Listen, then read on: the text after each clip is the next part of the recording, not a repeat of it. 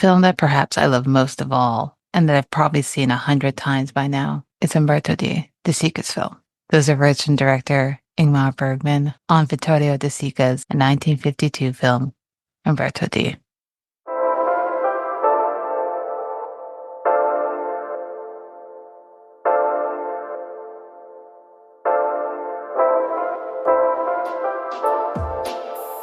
Seeing Faces in Movies is a podcast where each month I focus on the works of a different director or cinematographer, and each week I invite a guest on to discuss a film and the artist's filmography. I'm your host, Felicia Maroni. Today we're talking about Umberto D. Quick synopsis: the film is an elderly man and his dog struggle to survive on his government pension in Rome. The film stars Carlo Battisti as Umberto Domenico Ferrari, Maria Pia Castillo as Maria, and Lina Gennati as Antonio Belloni. It's written by Cesare Zapatani, cinematography by G.R. Aldo, directed by Vittorio De Sica, edited by Eraldo de Roma, and music by Alessandro Cicognini. Today, my guest is Geoff Thomas, and I've had him on twice before. We first talked about The Silence, which is a Bergman film, although we might have talked about that second. And then we also talked about Diary of a Chambermaid, the Buñuel film. So this is the third time on the show. I'm super happy to have you back, but I also want to shout out to your podcast series that you just started called Cinematic Memories. And for the listeners, info for the show will be in the show notes for you to check out. I highly recommend. But Geoff, thank you so much for coming today. Thanks, Felicia. Yeah, this is cool. Thanks for having me back. Yeah. And thank you again for making me watch this film, which broke me in a million pieces. Thank you. Yes, that's my specialty. I do like to make the guests cry. Success. I'm wondering, what your relationship is to De Sica, though. If you recall when you started watching his films, how you got into his work. Yeah. So initially, so I'm a young kid, right? And I'm watching lots of documentaries about where Martin Scorsese is expounding upon all the great Italian filmmakers. And I always remember him just saying, De Sica, De Sica, De Sica, really fast. I was like, who's De Sica? And it was kind of intimidating, but my first introduction to Vittorio De Sica was Bicycle Thieves or Bicycle Thief. And that was what people say, a homework movie, right? Mm-hmm. So I go to film school, and that's on the curriculum, is to watch that movie. I wasn't necessarily, I was aware of his importance via Scorsese, but his films kind of seemed to me oh, well, I have to watch this. Mm-hmm. I don't want to watch it. I'm being kind of forced to watch it. Okay. I appreciated it. I got the sentiment of it, and it especially Bicycle Thieves explained to me what Italian neo-realism was. I've seen his films sporadically, and I would say him, of course, there's Rossellini and mm-hmm. The other guy who directed The Leopard. Oh, Visconti. Yeah, Visconti. Those pillars of Italian neo-realism. I think I always gravitated towards De Sica just because he tended to tell more human stories. Really interested in socioeconomic with socioeconomic themes, and I hadn't seen Umberto D. If we're going to seek into the movie, it was a movie that was unavailable for a long time until it was released in Criterion in 2010. I think I looked it up. It was either 2010 or around that time. And I was interested in it because it wasn't as thoroughly discussed, at least from my perspective, in the pantheon of war films and post-war films from Italy. And, it's a strange name coming from my background. It's just Umberto D. It's what does that mean? And yeah, I watched it, and it had a profound effect on me, kind of the same way seeing Ikiru was for Kurosawa's Ikiru the first time when I was younger. It put me in a different place altogether in terms of what does it mean to be alive? Why am I watching this when I'm in my 20s about the end of somebody's life?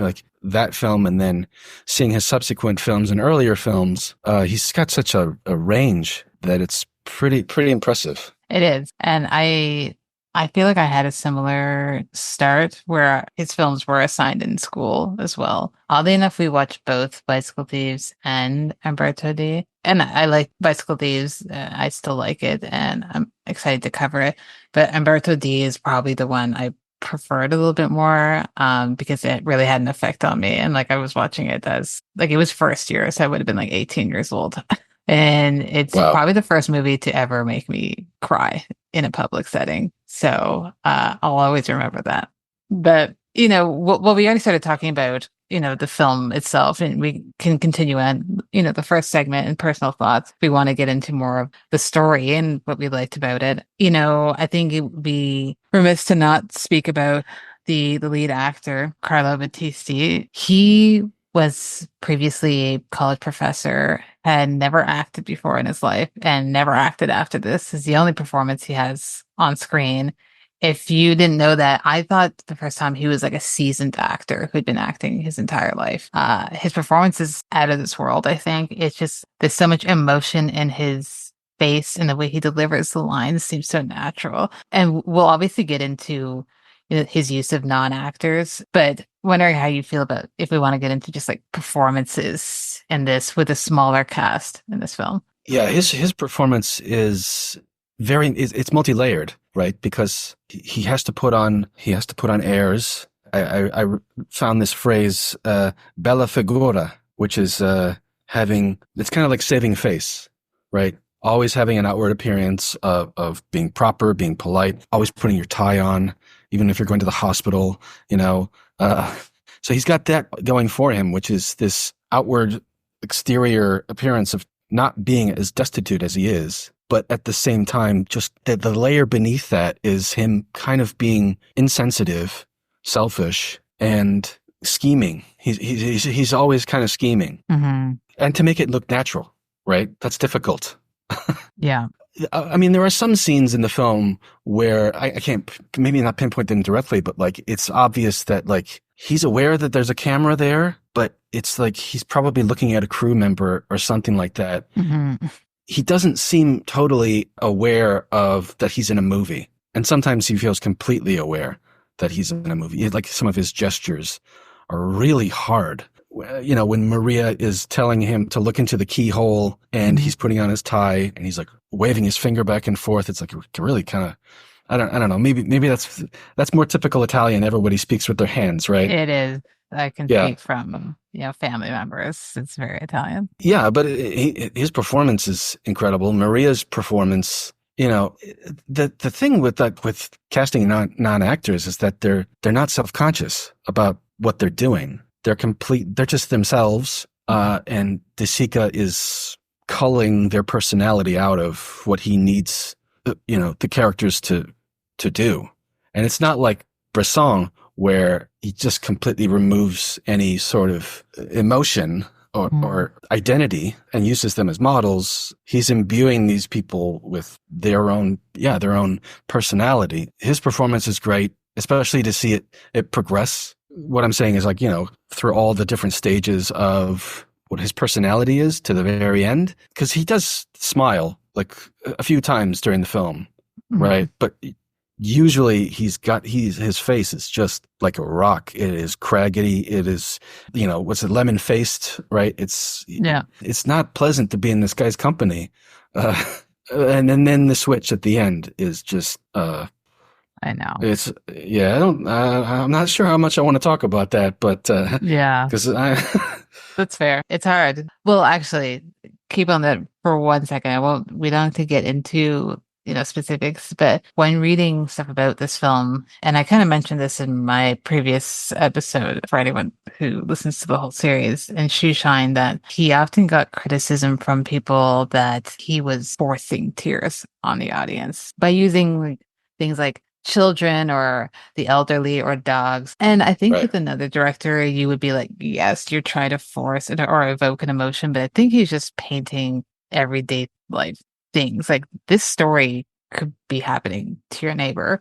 It's not like it's out of this world. It's not a story that's not recognizable or something that you can empathize with. I think it makes us cry because we either see ourselves in this or we see people we know in this or both. But wondering how you feel about that idea of the stuff that he tackles is to evoke an emotion in people, as opposed to it just being natural. Isn't that the point of making movies, is to evoke something out of the audience? Yeah. Like, if it's violence, then you go down that road. But if it's trying to, what all the film directors in Italy during the war and post-war were trying to do was to get away from fascism. They were trying to project a different cultural identity that wasn't fascist.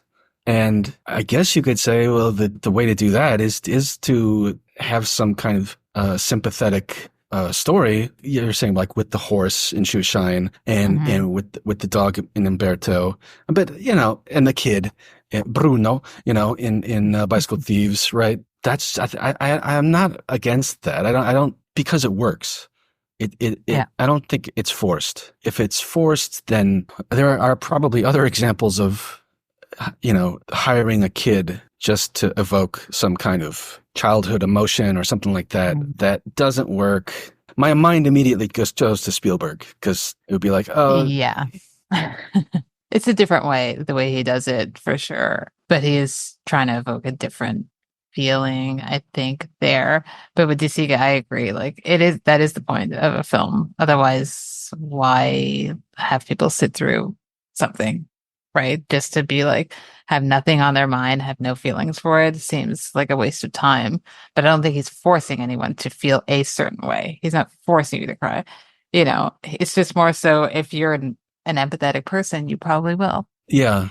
If anything, I can see where that argument is coming from in terms of cinematography. Like, when Umberto loses Flake, the dog, and goes to the pound, the dog pound, and he's looking for the dog.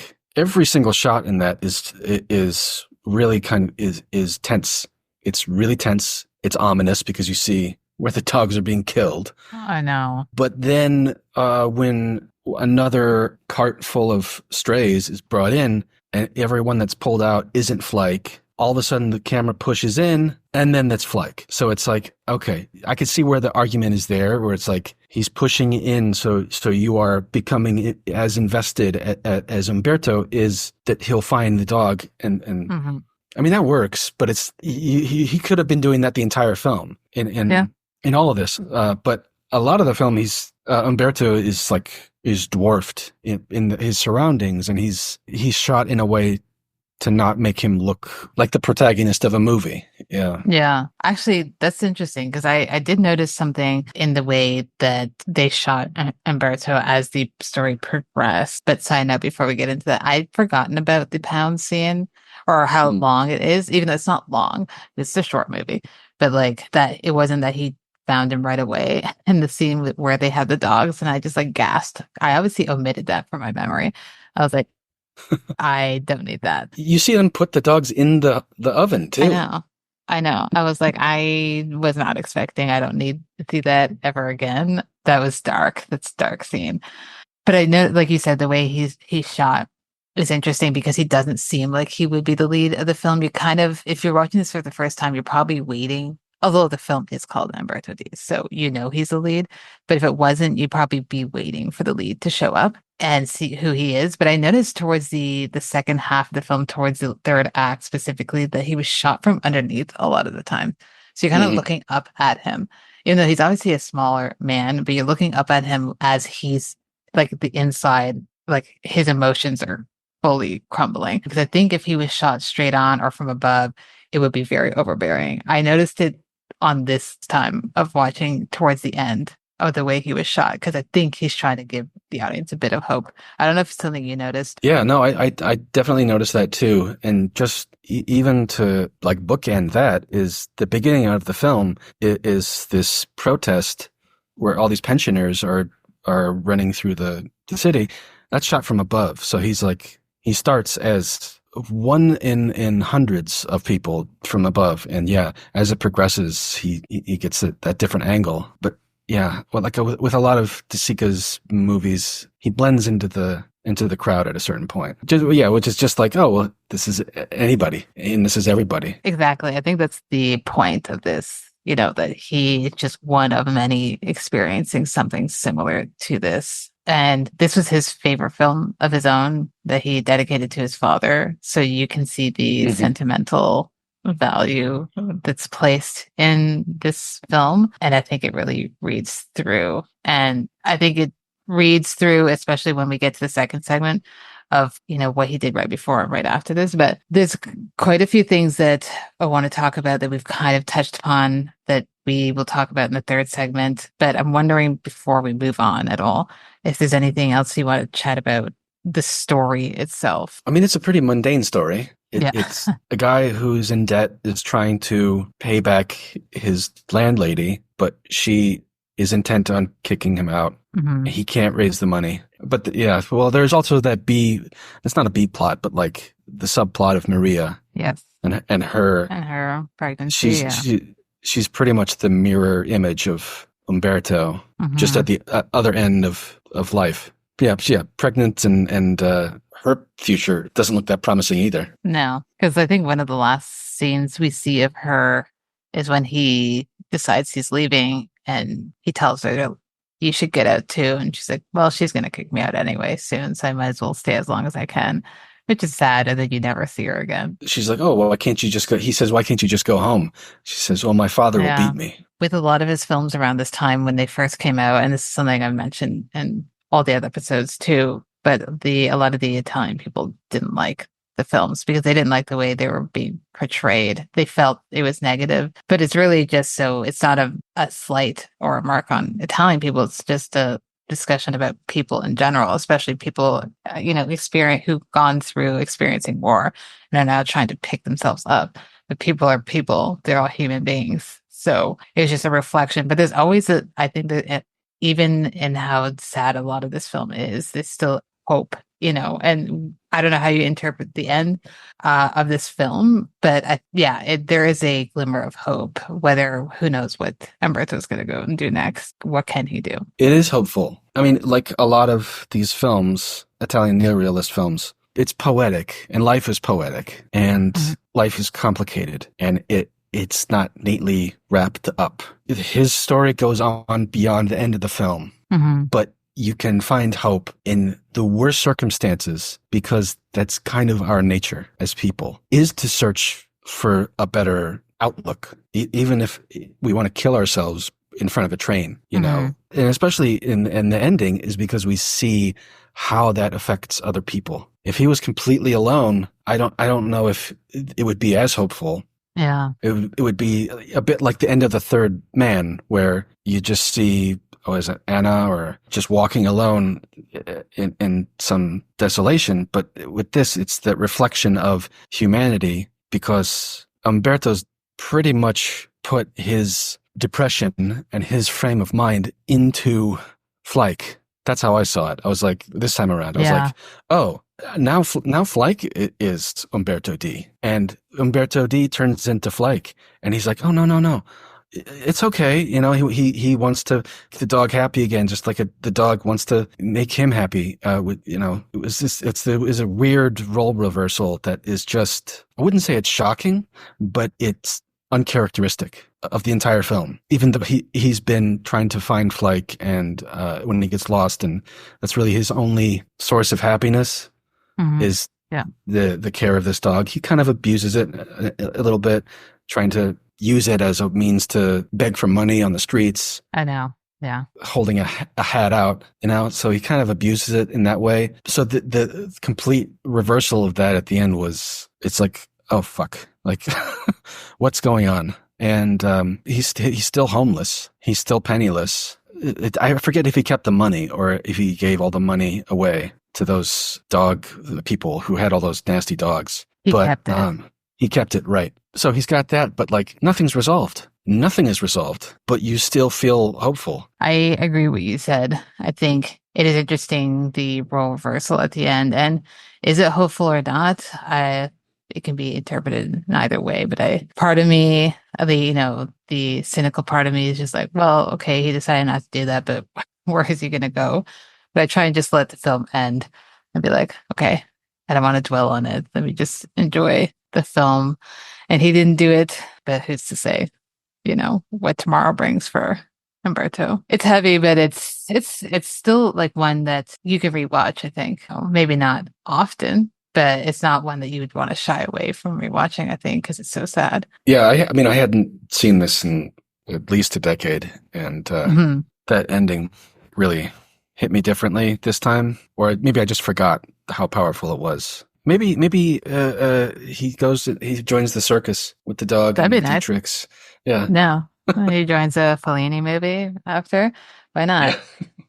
not? Well, I mean, I guess we can move to the second segment, which is before and after, to try and situate the film within De Sica's filmography. So this film is 1952. Right before this, he makes Miracle in Milan, which won the Palme d'Or. It wasn't as big a hit as something like Bicycle Thieves Mm. or even Shoeshine, which was quite a bit of a hit, even though people don't speak about it as much. I think Bicycle Thieves and Umberto are his biggest films. But Miracle in Milan is interesting because he had made, up till then, kind of sadder films. Like right before Miracle in Milan is Bicycle Thieves, and before that is Shoeshine. And they're films that are, involve children and they're sadder to watch and heavier. So Miracle in Milan he wanted to make because he's like, I would like to make something light, something that's going to make people smile. And it's still heavy topics in that film. It's not like it's just like a happy-go-lucky film, but he positions it in a different way than he does in something like Umberto D, where there's some lighter moments, but I don't necessarily have a smile on my face when I'm watching it either. Yeah, I mean, it's almost blissfully ignorantly happy. I forget the main character's name, Oh, but Toto? Toto. Yeah, I mean, he's one of the most joyous Yeah. film characters I've ever seen. You Yeah. know, from the very beginning, where his adoptive mother is just like, look at the world in a different way. Look, if you spill milk on the floor, look, if we put these houses on it, it's a river, and it's just like, that's fucking beautiful. I Like, know. that's looking at the world in that way. Yeah, that's really valuable. And yeah, it's funny how the movie completely changes at the like an hour into it, where it's all of a sudden he becomes a magician. He becomes Jesus or something, Pretty much. Yeah. with the dove. But yeah, it does also. It's not entertainment for entertainment's sake. There's a message in there where it's like these people, these downtrodden poor people. He's not raising them on a pedestal and saying we should be more like the poor and accept what we have, because even though their lives are, not based around material goods, they're based around communal acceptance and communal sharing and love. And once they get the opportunity, once he gets that dove and he starts making wishes for people, they just turn out to be like the people who are stealing their land. They want are mink coats, and they want all the finest things that they can have. So it's like, oh, well, I guess that's some commentary going in there saying like, we're given the choice to have anything we want. We're all kind of materialistic in a way. But you see in this movie too, when he has to sell his belongings, but he's like, this is super valuable. And it's like really hard on him. It's hard. It would be hard on anyone to have to sell their belongings just to live. But I've done it. yeah, exactly. There's whatever reason someone has to do it. I'm sure it takes a lot out of a person to do it. So our personal belongings are important to us. And if you can ask for more, I think we'd all do it. I can't judge on that end because I 100% would do it. Right after Umberto D, because at this point he's actually won 2 Oscars. He won for Bicycle Thieves and Shoeshine Best Foreign Language Film. Those both won the Oscar. So he's a name. He's a name now also in Hollywood. Although he's not operating within that world, he's still a name that people know. So he goes on to make Terminal Station, which is also known as The Indiscretion of an American Wife. There's 2 titles to that because there's 2 cuts. There's the De Sica cut, there's the Hollywood cut. Yeah, I read about That's the that. only time he's made an American film. Only time he went to Hollywood, and he said he had such a horrible experience that he never went back. It's Jennifer Jones and Montgomery Clift. I've seen it. I've seen both cuts. It's a good film, to be honest. But I could see why it would have hurt him because he's so used to doing things a certain way and having freedom than to then be told, actually, we're recutting this would hurt when you've made such a name for yourself. You have a long career at this point. So he was just like, no, I'm good. I'm never doing that again.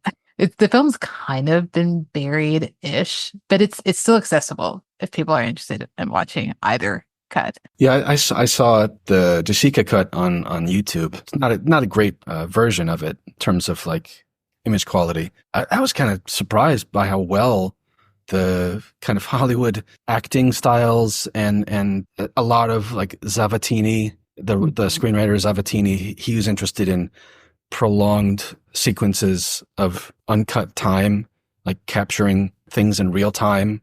Like if it takes 90 minutes for someone to find a bicycle, then the movie's going to take 90 minutes. Like that was a part of the realist approach as far as Zavattini was concerned.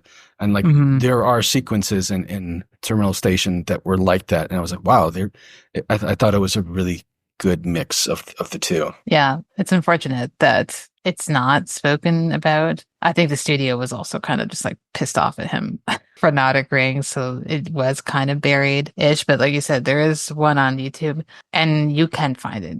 You definitely can find it, but it's still a good film, you know, despite what himself or the studio thought. But I do find it interesting that he did try his hand in Hollywood, as I could feel like a lot of European directors at the time at least tried to do at least one, or they brought over Hollywood actors to be in their films, which he never, well, he did later on. He did this film called After the Fox with Peter Sellers, which is interesting, very silly, very Peter Sellers, you know, vehicle that happens to be directed by De Sica. What? That's yeah. What? And then in I think his last film, Richard Burton is in it. Yeah, that one's the last few films of his are kind of difficult to find. I haven't been able to find. Yeah, The Voyage, that's Sophia Loren, Richard Burton. Those are ones I am trying to find good cuts of. I don't know what happened. Like a lot of his later stuff got buried. Yeah, that's a shame. Unfortunately. So we call on, you know, the Criterion gods and such on to rescue them. Put out an Eclipse set. Please. They should. I mean, they always have Bicycle Thieves and Umberto D always on the channel, and then other things will pop in and out. Like I was able to catch Sunflower on there, Two Women, you know, Marriage Italian Style, Yesterday, Today, Tomorrow. So those ones you can catch somewhere, but he still has like a huge filmography that's kind of difficult to find. Yeah, it's sporadic. Like I did see Yesterday, Today, Tomorrow on Prime, and like I think Boccaccio 70 is also 70. On Prime. Yeah, it's difficult. And it's like, yeah, exactly what you're saying. Like a lot of those filmmakers in the 50s going to the 60s, like Hitchcock doing Rebecca and, you know, going to Hollywood, or specifically David O. Selznick trying to go to Europe, really. But like transitioning out of immediate post-war Europe, I'm not certain that he was as successful as like, say, Antonioni or Fellini, just because like his war films and immediate post-war films are so emblematic of what we think of when we think of De Sica. We don't necessarily think of, because it seems like, aside from like Two Women, which takes place during the war, but it was made like 20 years later, which still had some something to say about humanity during war. I feel like a lot of his films were just like romances and melodramas and romantic comedies to a degree. What are your thoughts on that? Of like, did he maintain any of what is in Umberto D throughout the rest of his career? Not really. I think he wanted to, because like his background before he became a director, he was an actor, and he specifically was a comedic actor and was actually a pretty big name in Italy, and then moved to directing. So I think in his later years, he probably just wanted something lighter and wanted to go back to his roots. He kind of never really, from like what I'm reading, never really liked being known as just a neo-realist director. Obviously, he knows that he had a huge hand in popularizing the genre, but he didn't want to be just known for that, because he was like, well, I'm getting all this criticism that I'm making people miserable. So he wanted to lighten things up. So you do see touches of it later on, like Two Women is like that. Sunflower is similar too, but I'd say Okay. majority of his later stuff are comedies that have, important topics the same way, Miracle Milan do, but they're straight up comedies. Because it still feels like in whatever decade he's making films, he's Mhm. still commenting on like contemporary Italian culture, Yeah, even if it's a comedy. for sure. That part will never change because I've mentioned and other guests have mentioned in the series that he, although being Catholic, he was also an out communist. So that's something that he just held on to forever, those ideals. And Zavatani was even more of a staunch communist, and that was his longtime writing partner. And those themes would always be present in their work, especially together. But De Sica still held on to those things, even if he was making something that was presented as a comedy. But when you look at it, you see what these characters are experiencing. They're laughing through their pain, essentially, Yeah. which is the Italian way, to be honest, I think. That's like the end of the Treasure of the Sierra Madre, where it just ends with Walter Houston, right, laughing. I was like, No, oh yeah, let's just laugh at the absurdity of life. pretty much. But Yeah. actually, we've already started kind of talking. If we can move to this third segment, which is trademarks, we've already started talking about similar themes that appear in his films. Something like Mhm. financial hardships and the burdens that it affects and affect people of all ages and throughout his films. Here, more specifically, obviously the elderly, but like you said, Maria is also affected by this. She has a job, but she has a job for how long? And then she'll have to take care of a child too. So she's Mhm. probably worse off than Umberto, to be honest, because she also has the rest of her life ahead of her. Not that Umberto is about to die or anything, but he is older. But the idea of tackling that in film after film and knowing that obviously the Italian people were kind of offended by that. How do you feel that the topic is handled in this film in the way that the character handles his lack of wealth? Because he does have a home. Yes, he's being kicked out, but he has clothes on his back. He has a pension that's coming through. It's obviously not enough, but he's not fully Yeah. unhoused. He obviously has racked up debts. So part of it is his fault. Part of it is just capitalism also. So wondering how you feel about how he tackles it in here because it's not just a straightforward story. Yeah.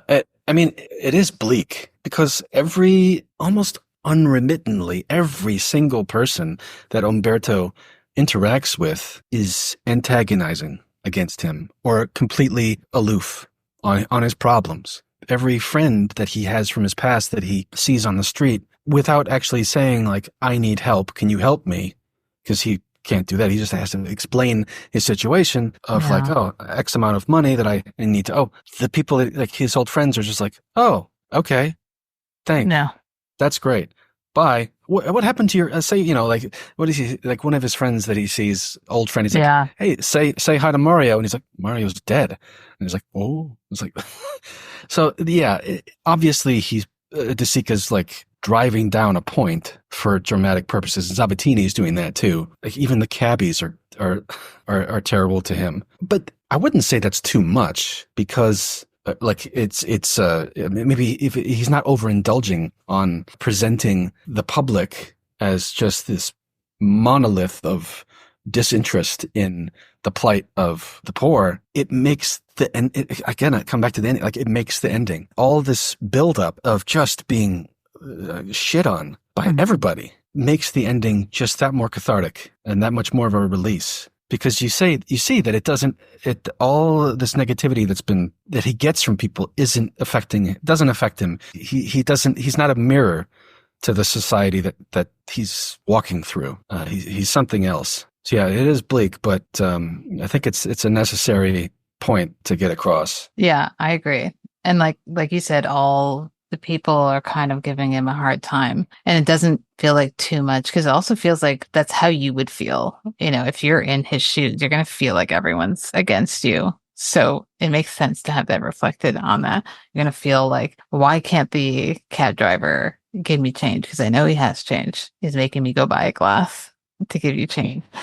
So it's Yeah. just like, It's rough to see that. We've all probably experienced that where you're just like, okay, the entire world's against me. It's hard to watch for sure, but I think, yeah, it never feels like too much in this movie. But I like that, knowing both of them, both De Sica as Avatani being communist, and there's a kind of a running theme of like disdain against landlords and disdain towards people who own property over others, disdain Yeah. to people who are higher ups. And I recently watched Il Boom, one of his films that he made.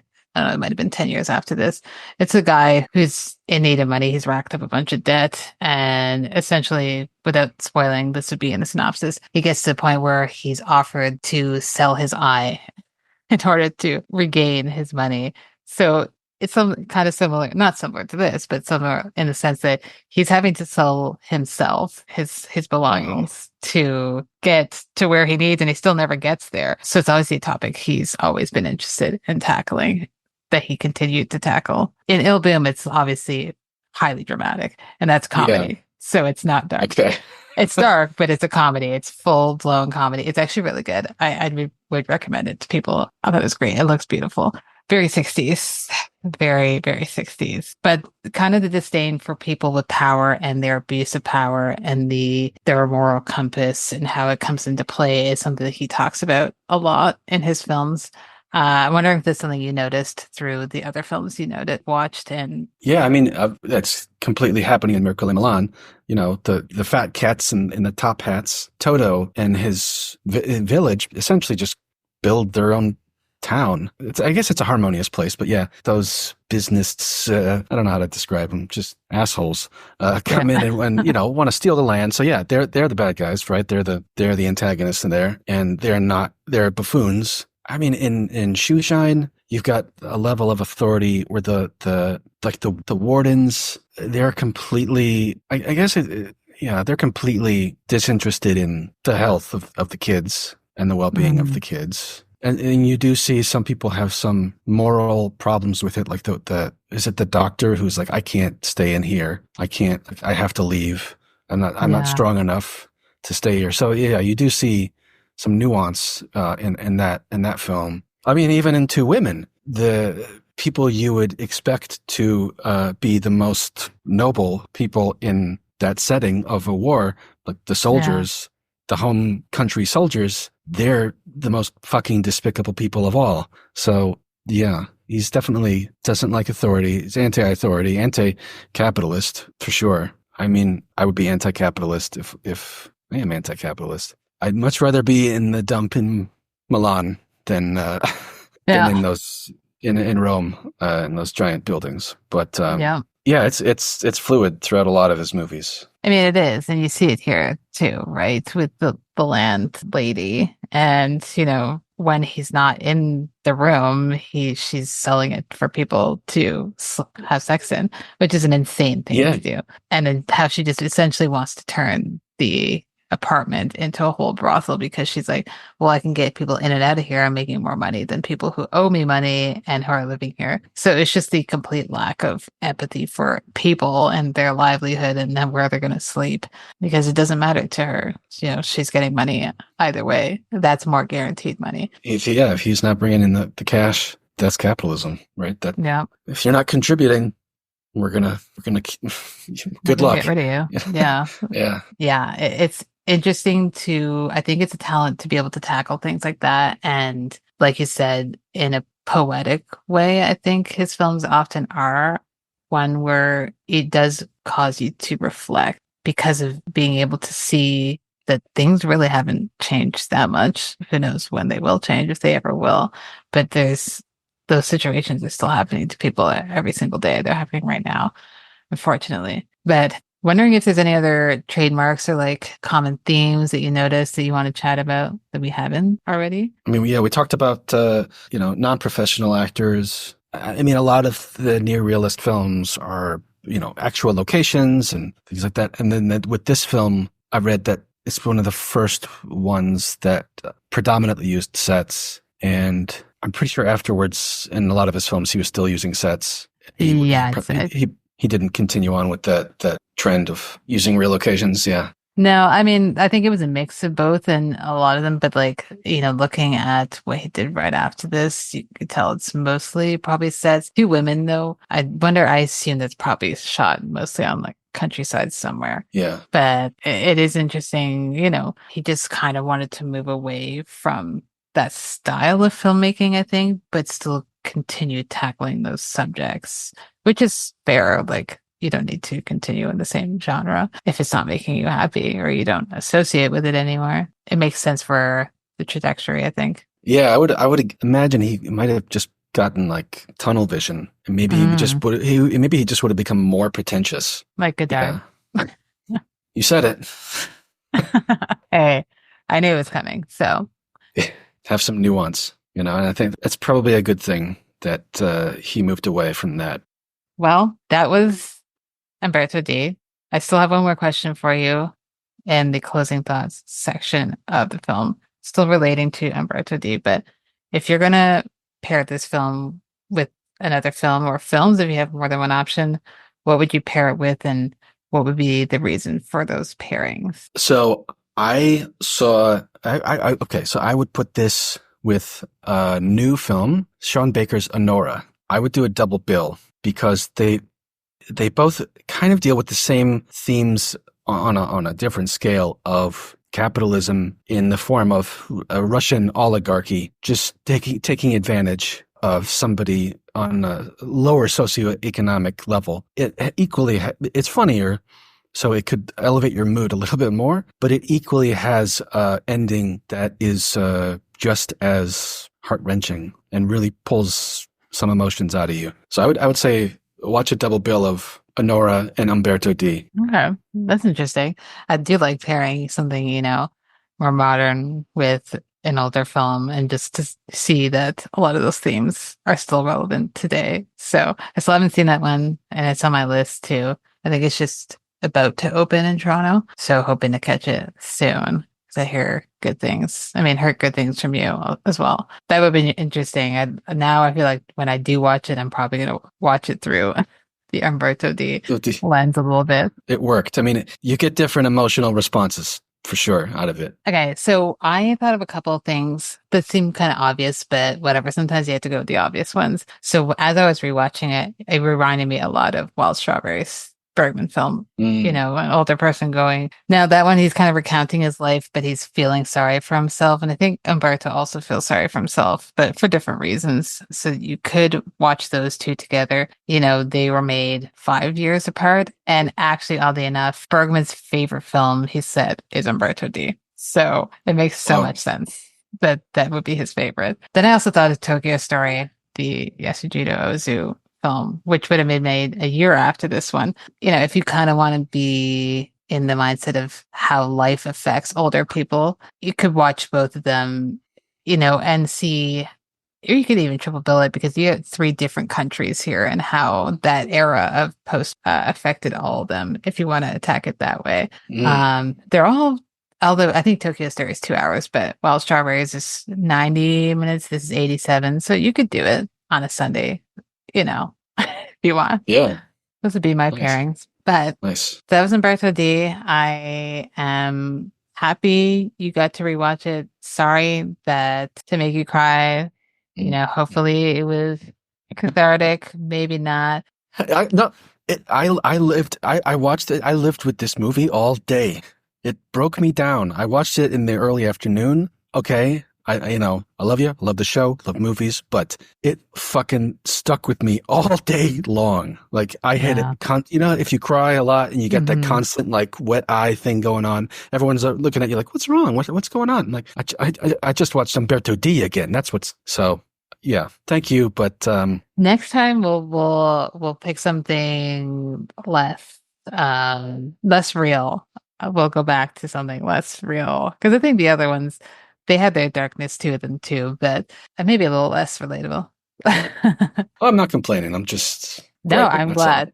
No. I think it's important to have a film that affects you that way. So I'm glad, and I appreciate you coming on the show again. I always have a great time. Always had a great conversation. So thank you so much. Yeah, thanks, Felicia. Seeing Faces in Movies is an official podcast of the Royal Film Club. It's hosted and edited by Felicia with intro music by Lamar Walker. If you like what you heard, let us know at seeingfacesmovies.com or send us an email at seeingfacesmovies@gmail.com. While you're at it, please subscribe and rate the show wherever you listen to your podcasts, and stay tuned for our next episode on The Bicycle Case. Watch more movies, and I'll see you next time.